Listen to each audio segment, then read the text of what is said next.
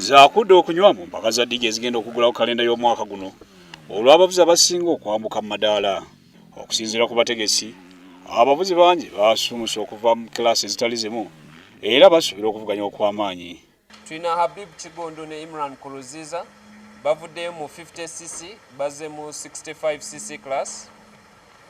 Tulina Joshua Mwangala, Ben Nsumba, Fortune Center.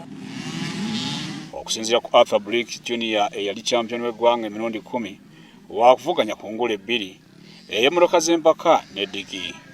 Brick agamba okwawukanako n'omwaka ogwedde ku luno wakulwana bwenzigira okulaba ng'addamu okuwangula engule y'eggwanga. Tugenda kubeerawo ne Grace Rydom agenda okuva America. Kati tukyali mu nteekateeka okusalawo ani gwe tuleeta naye tugenda kuleeta Grace Rydom okuva America naye ajja kutunka mu MX1 class. Mu mbeera y'emu ebyokwelinda biri gguluggulu bagenda okuteekera empaka zino era abawagizi basabiddwa okukuuma empisa. Tukasuka mayinja, tukasuka bucupa, toyiwa mineral water wadde osanyuse kubanga ekyo kitataaganya abavuzi.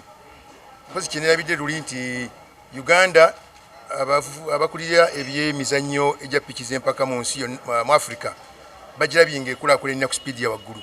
Tulina emikisa mingi okutuwa events ezaaliwo wano eza Africa etulaba nga twongedde okweyisa obulungi naddala abawagizi baffe. Empaka ezimu zisuubirwa okwetabamu abavuzi okuva mu ggwanga lya Amerika wabula bo baakusanyula abawagizi. Frank Serugo, WSTV, Kampala.